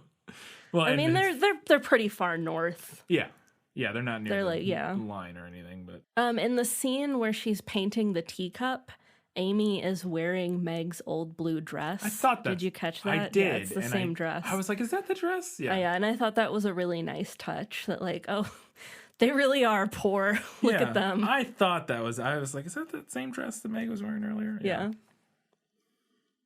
I've mentioned some of it, but just kind of as like a catch-all, there's a lot of random stuff in this book that the movie does away with to give us like a slightly more streamlined story. Well, I've heard this story, or the book compared to like the adventures of Tom Sawyer and Huck Finn or whatever. Like it's very much in that vein of like a lot happens. Yeah, like there's a lot of little vignettes, a lot of little things, and it kind of. And that was the style. Yeah. Then that was how people wrote, which is fine. But we definitely like if we're trying to condense it into a 2-hour film, we don't need every single vignette that happens. And I liked that the movie moved Meg having the twins to closer to the end. It's a nice emotional moment after Beth dies for both the characters and the audience. It also means that we're cutting everything about them being toddlers and what brats they were. It was a dreadful chapter. And what even bigger of a brat John was about Meg not paying enough attention to him, which was even more dreadful chapter. And there are a few sections throughout the book that are like this, that are relating to like what a woman's role in the household is that just like haven't aged well. However, I do want to point out that it's possible that that was the point. I'm not comfortable saying, yes, that definitely is the point, but we know that Alcott was pretty progressive for the time, and we know that she was unconventional. She never married, she never had kids, and for a woman in that time, that was pretty wild. So I think you could read it as social commentary, as like Alcott definitely trying to upset the reader. I don't know if that was her intention, but I think you could read it that way. So the parts that you're talking about that haven't aged well, what you're saying is that those are elements that are more. I'm saying potentially she made it so awful that maybe she was trying to make a point. Oh, okay. You're saying she played up the role that the women were expected to play, and that how sort of like this example in particular with after the babies are born, where John is being like very unreasonable about like how much time she devotes to the babies, how much of her time and energy. And then I think it's Marmee that she talks to about it, and Marmee is basically like, well, it's your job to be the sunshine maker in the family. So if your man isn't happy, you have to figure out how to handle that. That's your job. So my thought is that, like, it's possible that this just hasn't aged well. Right. I feel like it's also potentially possible that she wrote it particularly awful so that people would be like, this is really like unreasonable. That she elevated it even beyond, like, to a point that even people of the time period who would traditionally not even think about like how a sort of bad right and how that might look from the perspective of the mother. People who've never put themselves in the sort of, who've never thought too much about the demands on a woman as a mother and as the homemaker and that sort of thing. She writes it to an elevated extent in a way that potentially would upset them in a way where they reevaluate how they felt about potentially their perspective on that. Again, that makes sense. I don't know. Right. Yes. I just was having trouble parsing what you were saying, but that I see what you're saying now, and I think that potentially makes sense. And who knows whether or not but it strikes me that the fact that it was upsetting to me as a reader might be the point. Yeah. And for sure. It could have been. It could be. Or it could just be that I'm reading this 150 years later. Yeah, because like we said earlier, it's like even then, it's 1860. Even the most progressive people were still not progressive on everything. All right, let's go ahead and talk about what the movie nailed.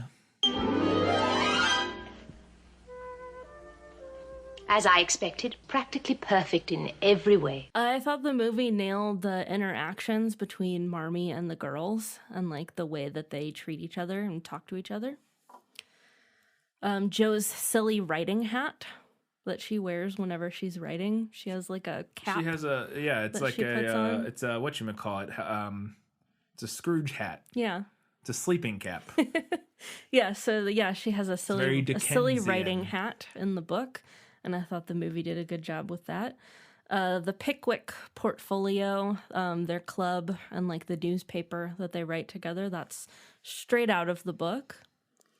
The scene where Jo burns off Meg's hair is out of the book. Also, as someone who was a teenager in the early 2000s, very relatable. The scene where Jo and Laurie become friends because neither of them want to perform social niceties at the dance was very relatable as well. And then Meg twisting her ankle.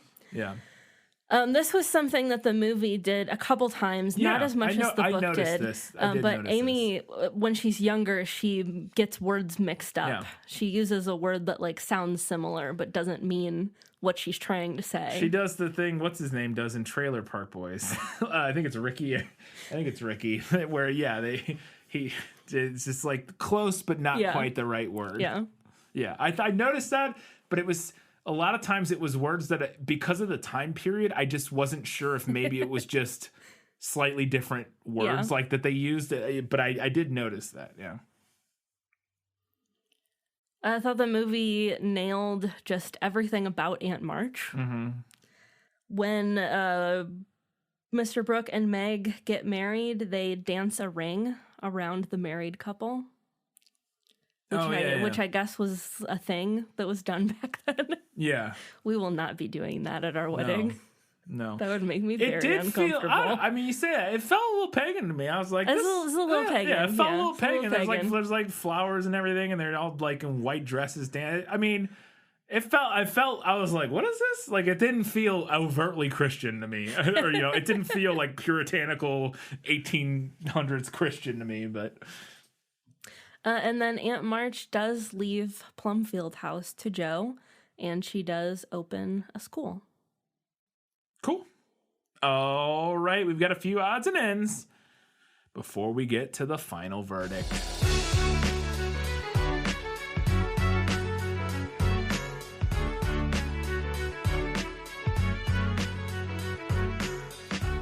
So this is a mild change that I just wanted to mention. It's not really a good change or a bad change. It's pretty neutral. In the book, their father is an army chaplain, and he doesn't get injured. He gets sick, which is why Marmee goes to Washington. That makes more sense. Yeah. At least. Because there's the heavy implication in the movie that he's like a soldier. Yeah, it does feel more like he's a soldier, and he gets injured. He has like an arm in a sling. I guess it's more... I guess it makes sense in the movie because it's more it's like more direct stakes and it's easier to understand. Like it's they don't have to explain to the audience what he came down doing. With some disease or whatever, and then the disease, it's like there's less stakes to that, whereas he's in the war, he got injured, oh no, know it's immediately obvious what's going on there. But it would make sense, especially with how much the movie sort of blurs the lines between Alcott and the between the real life Alcotts and the Marches, to have him be a chaplain would have made more sense for their family. That seems like it would make more sense. Like he feels like the kind of person who would be like a conscientious objector. Yes, no, I agree. And so totally. Like maybe he would be like a chaplain or something and not actually a soldier, but. So I read this somewhere, and I wanted to talk about this, that Marmee shouldn't have actually been pronounced Marmee. And I think all the movies have done this because that's how it's written. But I think I've read somewhere that some scholars think it's actually very likely that it wasn't Marmee, but that it was actually just a written version of Mommy, essentially. Yeah. And that because in this region at this time period, they were, what is the word, non-rhotic, which means they didn't pronounce R's. Yeah. And so Marmee would actually essentially be pronounced Mommy, and that this is actually the first written instance of the use of Mommy, basically, is what I read somewhere. I also read that while I was doing prequel research. I didn't include it in my notes, but I think that Marmee has just been so like firmly entrenched in our collective unconsciousness now that there's no going back. I don't disagree, but I thought that was interesting, and it would be interesting to see a movie where because that's another thing, is that they don't do a non-rhotic accent in the movie at all. Yeah. Which supposedly that would be accurate, again, according to... I mean, they're from Massachusetts. Yeah. Right? Yeah. Yeah. Oh, yeah. That's still non-rhotic in some regards. Just give them all Boston accents. That's the update. That's the modern day Little Women we need. Is just everybody park the car out of Boston Yard, and they're all talking like Mark Wahlberg in The Departed. Come on, Hollywood! Don't be a coward. And it's why isn't there a Little Women that it could have been this one where Laurie is played by Ben Affleck, and like that would have been great. Like where it's basically Good Will Hunting, but it's Little Women, but like in modern day, and they all have Boston accents. That would be the good stuff. Okay, I'm gonna confess something. I've never liked Beth. Beth, she's like this beloved character in American literature, and I have always found her mildly insufferable. She's just like so kind of goody-goody. Yeah. Like, all I want for Christmas is for Father to come home. Like, come on, Beth. You're making everyone feel bad for wanting pencils and ribbons. Come on. We have very meager desires here. You got to be over here like, I just want Daddy to be alive. Okay. I've just. We also want that. Just never really I don't really disagree. jived with Beth. I don't disagree. I like her It's in the sad movie. that she dies, but I've never really liked her. I liked her a lot in the movie. I thought Claire Danes did a fantastic job. I think all of her scenes are really well done. I don't necessarily, and I feel like she's less annoying in the movie, but you say that, and I don't necessarily disagree that there is an aspect to her that is a little like, all right, we get it. You're great. You okay? Go be a nun. Like, we get it. So I thought it was interesting that it drops off unless I'm misremembering, but that Joe has a voiceover like in the beginning of the movie. Very sporadic throughout the film. It reminded me of Twilight in the sense that it's like they started doing it in the beginning of the movie and then like kind of forgot about it maybe. But Joe has a voiceover for elements of it, and there are some throughout. It's not. But I just pointed out because I wanted to remind myself to see if there is one in the 2019 version to see, because that is very much a thing that is more common in cinema pre 2008 or 9 or whatever. Voiceovers were a lot more. They've fallen out of favor more recently, so they're no longer in fashion. No. The book is third person omniscient, but there are chapters that are basically just Joe writing letters. So a voiceover from that perspective is not a huge stretch. I don't think it doesn't. I think it works fine. I would be interested to see if they do it in the new one or the newer one. So there is a reference in the movie to Mr. March having had a school that had to close because he admitted a black girl, which is a reference to something that actually happened to Louisa May Alcott's father. He had a school at one point, and a lot of people didn't like it because he taught very like unconventionally, like you do. But like he did admit a black girl, and that was like the straw that broke the camel's back. People would not stand for it. Yeah, that was during the scene in the movie where they'll talk about the snotty silks rich and girls, the slavery and the child exploitation and stuff like that, and they mentioned that, and that's interesting. I will say this movie is a delightfully cozy film. It is. It really is. Is like the clothes and like the little vignettes, and just the way it's shot, everything about it. It is very cozy. Yeah, I don't know that I would like call this a Christmas movie in the same way that like some movies are Christmas movies, but it works very well for the season. It's definitely a holiday type film. I mean, we have scenes that take place throughout the year, but in general, like majority of the scenes are like around holiday, winter, Christmas. There are at least two like Christmas scenes, but and there's a lot of wintry scenes.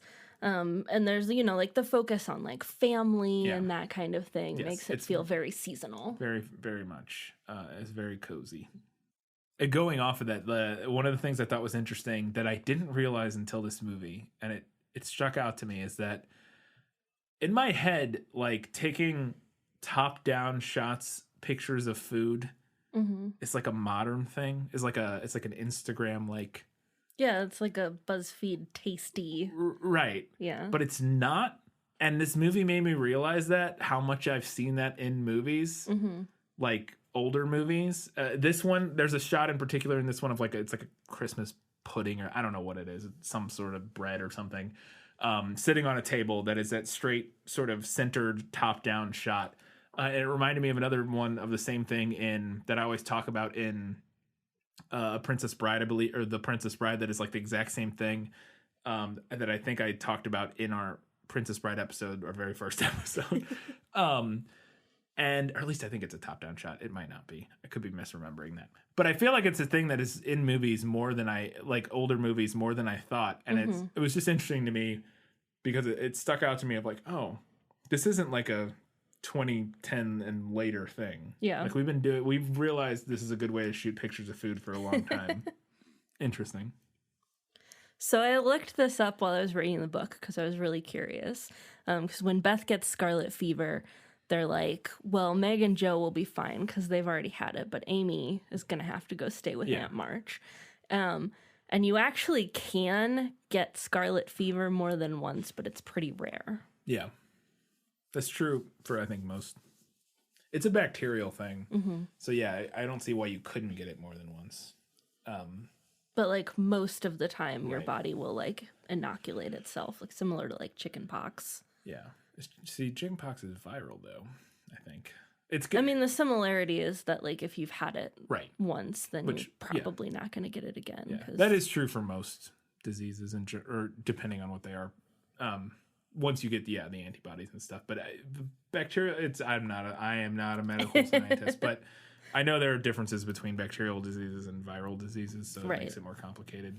And I know that because I looked it up, and scarlet fever is a bacterial thing, which is also why nobody gets it anymore, is because we have because we wash our hands. Well, and we have penicillin. Yeah. Like we came up with antibiotics. They just didn't have them back then. That's why scarlet fever is not a thing anymore.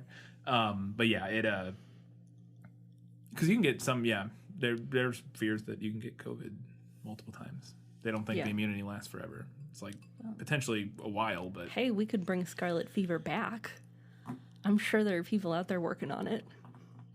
Yeah, I mean, you can bring it back, but if you get it, you just go take some penicillin and you're fine.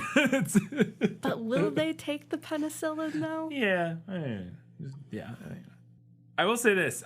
We talked about Laurie and Joe earlier and whether or not they make sense together. And I think they make a lot of sense together, but I will say that Laurie didn't completely understand Joe. There was one line in the movie, and I don't know if it's from the book, and I guess I should ask this, that he says to her when he's proposing to her. He says to her, you'll never have to write unless you want to. And something about that line struck me as, oh, you don't get her. Like you don't understand her like like he gets her a lot, like in general, but he's in this moment confessing that he like understands her better than anyone and blah blah blah. But this like you'll never have to write again. I mean, I guess unless you want to or something, you can. It's like, oh, okay, bro.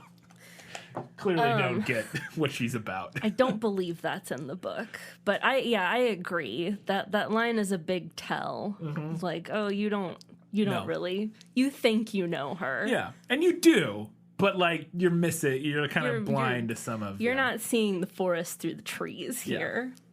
Yep. This made me laugh in the movie when Joe is talking about how badly she wants to go away after Laurie proposes to her, and then Amy is like, well, Aunt March is going to Europe. Yeah. And I'm like, why would you open like that, Amy? Why would you do this? She's like, oh, but she's taking me. Oh, also she's taking me. Oh, well. Like, yeah, good job. Amy still can't get away from being kind of insufferable. Just a little bit. The score by Thomas Newman I thought was really good in this movie. Yeah. It reminded me of something that I couldn't place, and it's still driving me crazy. I don't know what it is that it reminds me of. I did look through his credits. He's a prolific composer. He's done tons of movies like Shawshank Redemption, all kinds of stuff. Maybe it's Shawshank Redemption, who knows? But he did do one we just watched recently, and maybe that was it. He did Fried Green Tomatoes. So. Yeah. I forgot that I loved the score of this film. It was really good. And it also reminded me of something as well. I don't think it's Fried Green Tomatoes. I don't think it was too. I did get on Spotify and I hopped back and forth between those two soundtracks, and they used the string section in a very similar way. Like very emotional, but also like evoking this kind of pastoral quality. I mean, it makes sense. They're similar-ish movies. Yeah. I mean, well, not similar movies, but they're... Well, I mean, but they're coming of age stories about women at different and period piece coming of age stories about women. They're not really the same, I guess is my point, but they have I could see how a composer would see some similar through lines to kind of call into period pieces and whatever. Yeah. I don't know what it is, but there's something. It's one of those things where it's like when you hear because I was just watching Gladiator the other day. It was on TV, and the theme from Gladiator is just the Pirates of the Caribbean theme song. Not even like it's the same thing, and it's the same. It's Hans Zimmer or I don't know, not Hans, whatever. It's one of those people who did all the million movies, and it's like the same thing. And I think this is one of those where it's like the same composer did like almost the same theme for two different movies. And I'd have to go listen to Fried Green Tomatoes again and see if that was it. But I think there's some movie out there that has like the same theme as this movie. One thing that I love about Winona Ryder's performance in this movie is that when men are showing interest in her, she always just looks mildly terrified. Yeah. Like when Laurie is proposing to her, and then later at the opera when Friedrich is going in for the kiss, she just looks like mildly distressed. Yeah. Yeah, it is. It's pretty good. I also found the direction of this film just fascinating and really good, and it kind of harkens back to what I was talking about, how cozy it is.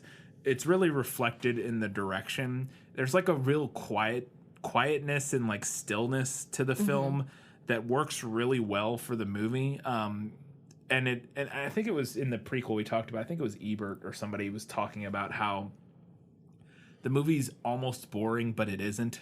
Yeah. And I really did feel the same way, where it's almost boring, but in a way that feels nice. It's quiet but compelling. Yeah. Yeah, and it has no desire to rush or do anything particularly like...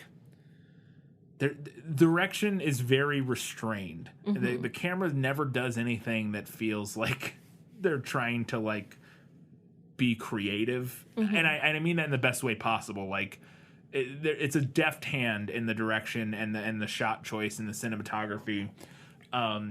And there are some creative flourish moments. And the moment that when I wrote this line is there's a panning camera move as Joe is writing Little Women essentially in the attic or whatever. But in general, and even that moment, it's so slow and deliberate and everything. I thought the direction was just delightful and like really, like I said, just like a really restrained and works really well for this movie. There was a nutmeg grater in this book, and I got really excited. That's not going to mean anything to anyone unless you've watched any John Townsend 18th century cooking. 18th century cooking. On YouTube, which we highly recommend. Highly recommend. Go check out. It's just called Townsend now, I believe. It used to be called Townsend and Sons, I think, the YouTube channel. But it's just called Townsend or Townsends. Might be plural. I'm not sure. I think it is plural. Yeah, great. If you like cooking or you like historical reenactment. Or if you just like cozy period, like it's stuff. It's just a people, usually with one dude, John Townsend, in period clothing, cooking period recipes in period kitchen. It's very cozy. Shot beautifully, yes. And it's delightful. And he often, one of like the recurring jokes on the series is that he adds nutmeg. He loves nutmeg to things, which was something that people did then. Yeah. That's historically accurate. It's because the reason it became a joke is because every recipe had nutmeg in it, and he always kind of made a joke about 18th century people could not get enough. They put nutmeg in everything, and it got to the point where they're. Yeah, so I got super excited when there was a reference to a nutmeg grater in the book. You can buy a nutmeg grater on Townsend and Sons website. So there you go. All right, so the last thing that I want to put forth into the world here. We talked about our Little Women adaptation with Boston accents, which I beg Hollywood for. Yes. An iteration that I would love to see, that Hollywood will probably not be brave enough to do in my lifetime, is a transgender reading of Joe. I think that makes a lot of sense. I got that vibe in the movie. So much sense. I got the potential vibe. And when you read the book, it makes even more sense. I'm going to read some poll quotes here. I can't get over my disappointment in not being a boy. I think that was in the movie. On page 3. I think that was in the movie as well, I think. Or something like that. I remember that line from the movie because I remember having the same thought or similar thoughts. He liked Jo, for her odd, blunt ways suited him, and she seemed to understand the boy almost as well as if she had been one herself. Jo felt quite in her element, and found it very difficult to refrain from imitating the gentlemanly attitudes, phrases, and feats which seemed more natural to her than the decorums prescribed for young ladies. Yeah. It's a very natural read when you're reading the book. Well, and we have the moment where she chops all of her hair off. Yeah. And I absolutely, it was something that to me watching the movie felt like it was there in the text or something, like it was potentially there in the text. And again, I don't live that experience. So I'm only judging from what I've heard and what I, of that experience. It seemed like it made sense to me. It would be a reading of it that would make a lot of sense. Yeah. I would love to see that happen. It would be really interesting. It would be quite interesting. All right. that's all we've got for the odds and ends. It's time for the final verdict. Now, are you ready for your sentence? Sentence? But there must be a verdict first. Sentence first, verdict afterwards. So before I really get into this week's final verdict, there is one thing that I want everyone to understand about me, and that is that I don't love classic literature. I never have. I understand the value in a lot of older literature, but would I choose it for pleasure reading? Absolutely not. I also think that as a culture, we put a bit too much stock in classic literature, in like the canon. Is there good stuff there? For sure. Should you define your worth as a reader on whether or not you enjoy or have even read a lot of classic lit? Definitely not. So I'm going to do a potentially controversial thing here and go with the movie over the piece of classic literature. I think the book is overall quite lovely. It stood the test of time in a way that's fairly impressive, especially for a book written by a woman that hasn't been fossilized into classrooms and syllabi in quite the same way that a lot of books by men have. While the movie has some faults, I think it managed to keep the spirit and the themes and the most important plot points of the book alive, while also culling quite a bit of the story that either isn't necessary to the overall narrative or wouldn't ring interesting to modern audiences. Bottom line here, the book isn't automatically better just because it's a book, which is kind of like the thesis of this show. Yes. But the book isn't automatically better just by virtue of being a book, regardless of how old it is. Sometimes stories need to be updated a bit and made relevant in a new era. That doesn't mean that the older version is bad, but stories need to be allowed to evolve. That's how they stay alive. And on that note, I'm also really excited to watch Greta Gerwig's 2019 adaptation. I bet it's also a really great, fresh take on a story that has been woven into the fabric of American culture. Yeah, I agree. I think it could be really... I'm excited to watch it because I love... Greta Gerwig's great. I love all the actors that are in the movie, or at least all the other stuff I've seen them in. I think it's going to be fantastic. I mean, I've heard good things too. I've heard that it's very, very good. So I'm excited. I'm not crazy, right? Greta Gerwig did Lady Bird. Yes. Yeah. Okay. That's what I thought. I was making sure I wasn't mistaken. Yeah, I'm excited for it because Lady Bird was incredible, and I think it's going to be a lot of fun and a really good film. So that's going to do it for this episode of This Film Is Lit. As always, you can do us a giant favor. Head over to patreon.com/thisfilmislit. Support us for $2, $5, $15 a month. Get access to different things at every level. If you want to hear us talk about the 2019 Little Women, support us for $5 a month on Patreon, and you will be able to hear that in a week or two's time once we record that episode. If you can't support us on Patreon, that's fine. You can also support us by heading over to iTunes or Stitcher or anywhere else where you're able to leave a review for our show. Give us a 5-star rating. We'd really appreciate that. Or share our show out on your social media. That also helps. Speaking of social media, you head to Facebook, Twitter, Instagram, or Goodreads. You can follow us on all those platforms. We post pictures and follow-up polls. It's where we want your feedback so that we can talk about it on the prequel episode. Before each episode, we get feedback for the previous movie and hear what you have to say about it, what your opinions are, and we love to hear that kind of stuff. This one will be an interesting one because I'm sure people have strong feelings. Yes, they do. About Little Women. So please do all of those things.